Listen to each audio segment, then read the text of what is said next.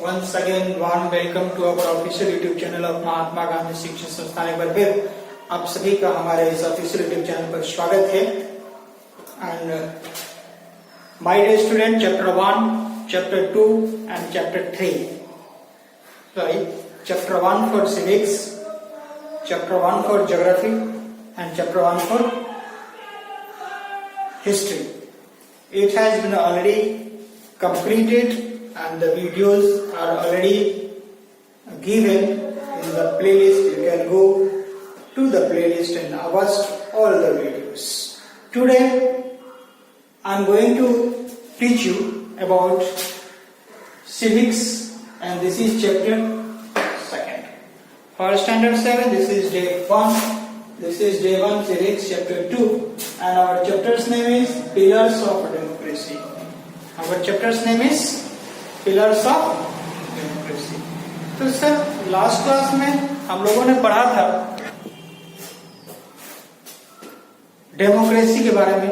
Now we are going to discuss over pillars of democracy. आज हम लोग पढ़ेंगे pillars of democracy. Last class में we have discussed in the civics about democracy. आज democracy किसको कहते हैं बेटा? रिकॉल कीजिए. It is the form of government in which in which it is ruled by the people, for the people and of the people. जनता के लिए, जनता के द्वारा किए गए शासन प्रणाली को ही लोकतंत्र अथवा डेमोक्रेसी कहते हैं. Okay, you are getting me? और सर सारा डेटा आपको दिख रहा है. Hope you are getting it. तो sir there are different forms of government. Last classes also we have discussed about that. There are different types forms of government. What are those? Monarchy. In the monarch also we can see absolute monarch. Thereafter constitutional monarch. Thereafter dictatorship. Thereafter autocracy. Thereafter democracy. In all the form of government, democracy is the best form of government. आज भी इन सारे form of government में बेटा democracy को सबसे अच्छा government कहा जाता है. क्यों? क्योंकि इसमें जनता डायरेक्टली अथवा इनडायरेक्टली शासन में स्वयं हिस्सा रहती है. और after a particular periods, after a particular tenure, the leader can be changed. अगर लीडर कुछ अच्छे कार्य नहीं कर रहे अपनी सोसाइटी के लिए तो उसको चेंज किया जा सकता है, बदला जा सकता है. जैसे हमारे गांव के मुखिया, chief of the villages, if he or she is not doing proper work for us, then the next tenure it can be changed. बदला जा सकता है बेटा. और हमें ड्यूरिंग द चीफशिप, मुखिया रहने के दौरान भी, क्रम में भी अगर कोई अच्छे काम नहीं हो पा रहे हैं तो हम कंप्लेन कर सकते हैं, आरटीआई ले सकते हैं. और उससे ऊपर भी फॉर्म ऑफ गवर्नमेंट है, उस वहां दरवाजा खटखटा सकते हैं. जुडिशरी बॉडी है, वहां जा सकते हैं. एग्जीक्यूटिव बॉडी है, वहां जा सकते हैं. मतलब हम कहीं ना कहीं पूरी तरह इंडिपेंडेंट हैं. और इसमें पीपल जो होते हैं, जनता जो होती है, वो डायरेक्टली या इनडायरेक्टली देश का मालिक होता है. हम अपने रिप्रेजेंटेटिव को चुनते हैं और their after representative, I can not say here rule, but he is working for us और they are working for us. Okay, और if we are unsatisfied with their work we can change after respective tenure. Tenure के बीच में भी change किया जा सकता है, क्योंकि हमारे पास बहुत सारा आर्टिकल है, बहुत सारे ऐसे रूल्स हैं हमारे इंडियन कॉन्स्टिट्यूशन में, जहां से उसका प्रयोग करके ड्यूरिंग द मिनिस्टरशिप भी हम उसे चेंज कर सकते हैं. कोई प्रॉब्लम बेटा? Sir, features of democracy.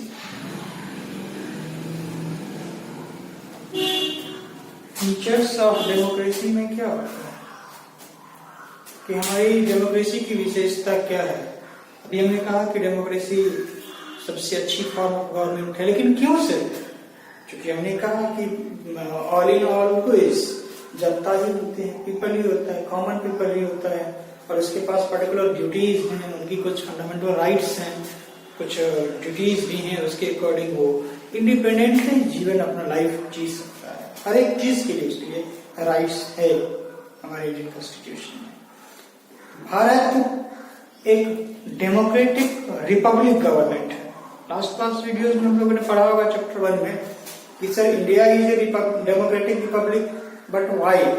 Because there is in India there is parliamentary system, and as well as the president of the vice president is also in the nations. हमारे देश में एक पार्लियामेंट्री सिस्टम है जिसमें प्रधानमंत्री जी हैं, अलग अलग डिफरेंट मिनिस्टर्स हैं, और इनके सिवाय भी एक्सेप्ट पार्लियामेंट्री सिस्टम हमारे यहाँ राष्ट्रपति महोदय भी हैं, उपराष्ट्रपति महोदय। तो ऐसा देश जिसमें राष्ट्रपति हो उसको रिपब्लिक कहते हैं। एक ऐसा देश जिसमें पार्लियामेंट्री सिस्टम हो वो डेमोक्रेसी है। तो इंडिया में क्या है? पार्लियामेंट्री सिस्टम भी है और साथ ही साथ प्रेसिडेंट महोदय भी है। तो that's why India is a democratic Republic nation. India is a democratic Republic nation. और ये में सर फीचर्स ऑफ डेमोक्रेसी में enlightened citizens, wide leadership, sound public opinion, freedom for communalism and casteism, press freedom, और भी बहुत सारे features हैं। हम लोग क्लास में जैसे जैसे आगे बढ़ेंगे we will discuss over the different features of democracy। हम लोग जैसे जैसे आगे बढ़ेंगे वैसे वैसे इसके फीचर्स के बारे में पढ़ेंगे। तो at first today we are going to discuss over here about the enlightened citizen। enlightened citizen में क्या पढ़ना होता है? एनलाइटेंड सिटीजन मीन्स क्या कि जो सिटीजन ऑफ इंडिया है या किसी देश के जो सिटीजन है डेमोक्रेसी में उसको राइट्स होता है, उसके पास कुछ ड्यूटीज हैं, फंडामेंटल राइट्स हैं, कुछ कॉन्स्टिट्यूशनल राइट भी हैं। साथ ही साथ उनको सिर्फ जरूरत है, नीड्स है, there is need to aware about that. उससे जरूरत है कि उससे वो जान ले, अवेयर हो जाए। आज भी बहुत सारे लोग इंटू से 60% लोग अपने राइट्स से अवगत नहीं होते हैं, उनको पता नहीं होता। 60 to 70% पीपल को अपने राइट्स को वो जान नहीं पाते, उसका यूटिलाइजेशन नहीं हो पा रहा है। Are you getting me? लेकिन सर गवर्नमेंट उसके साथ कुछ बुरा नहीं कर सकता, बिकॉज एक व्यक्ति को नहीं पता है लेकिन फिर दूसरे को तो पता है। तो सोसाइटी में किसी के साथ कुछ गलत नहीं कर सकता। इससे हमारे यहाँ फॉर्म ऑफ गवर्नमेंट भी डिफरेंट है। जैसे जुडिशरी बड़ी है, एग्जीक्यूटिव बड़ी है, लेजिस्लेटिव बड़ी है। तो और तीनों इंटरडिपेंडेंट जरूर है, इंटररिलेटेड जरूर है, पर तीनों के तीनों इंडिपेंडेंट बड़ी है। कोई किसी के प्रेशर में आकर कार्य नहीं करेगा। Okay. By right choice a majority group of people can change the government. देखिए गवर्नमेंट का स्पेलिंग गलत हो गया है। Change the government. By right choice, a majority group of people can change the government. Sir, how the government can be changed? A group of people can think over the matter, over the government, and they can change. एक particular tenure के बाद भी change कर सकते हैं, between tenure भी change कर सकते हैं। बहुत सारे लोग आज भी धरना वगैरह पर चले जाते हैं, स्ट्राइक कर लेते हैं, नहीं मांगे पूरी होती है तो उसको, क्योंकि वो अवेयर है। इनलाइटेंड सिटीजन, इनलाइटेंड मतलब ज्ञान है, उसके पास मस्तिष्क है, उसको समझ है डेमोक्रेसी, उसको राइट्स के बारे में पता है, उसको ड्यूटीज को जानता है। इसलिए sir every citizen should be well informed and socially responsible. इस इनलाइटेंड में सबको क्या होना चाहिए, क्या होना होगा? सोशली मतलब सामाजिक रिस्पॉन्सिबल होना पड़ेगा, और उसको इन्फॉर्म होना चाहिए। सारे रूल्स रेगुलेशन जो भी मिनिस्टरशिप में लिए जाते हैं एक्शन, उन सारे एक्शन के बारे में जनता को पता होना चाहिए, कॉमन पीपल को पता होना चाहिए। तो that is the enlightened citizens. Democracy में सबको पता होता है। प्रधानमंत्री जी देखिए लॉकडाउन करते हैं, सबको बताते हैं। प्रधानमंत्री जी नए रूल्स लाते हैं तो सबको बताते हैं। It's our right to understand whatever our government is doing for us, कि हमारी सरकार हमारे लिए क्या सोच रही है और कौन कौन सा स्टेप उठा रही है। और सिर्फ इतना ही नहीं, अगर बुरा है तो हम उसके खिलाफ आवाज भी उठा सकते हैं, गलत है तो उसके खिलाफ बोल भी सकते हैं। Sir, political awareness is important condition of democracy. Democracy में जो राजनीति के बारे में ज्ञान जनता को होना बहुत जरूरी है, एक महत्वपूर्ण शब्द है लोकतंत्र के लिए। यहाँ तो देखते हैं लोग अगर इनलाइटेड नहीं रहेगा, लोगों को इनलाइटेड बना दिया जाता है, लोग समझ जाते हैं। Voters will not be easily swayed. अगर इनलाइटेड रहेगा तो डेमोक्रेसी में वोटर्स को बहुत जल्दी कोई ठग नहीं सकता है। We the common people can not be swayed, नहीं ठग सकता है। किसके द्वारा? जब आएगा चुनाव का वक्त तो अपने अपने प्रोपेगेंडा लेकर आएंगे नेता कि मैं इस बार सड़कें बनवा दूंगा, हवाई अड्डे खुलवा दूंगा, रेलवे जंक्शन बनवा दूंगा, इस नदी को बनवाऊंगा, इस सड़कों को बनवाऊंगा, ऐसे बिल्डिंग बनवाऊंगा, बहुत सारे प्रोमिसेस करता है। फॉल्स प्रॉमिस या फिर द कैंडिडेट्स जो फॉल्स प्रॉमिस करता है वो नहीं कर सकता बाय देयर मनी और मसल्स पावर। वो रुपये पैसे से प्रेशर डाल के भी वोट नहीं खरीद सकता। और माइट इज राइट, अगर जिसकी लाठी उसकी भैंस है तो ये भी करके मतलब लड़ाई दंगे करके भी उस पर प्रेशर डलना के भी उससे जबरदस्ती वोट नहीं ले सकता।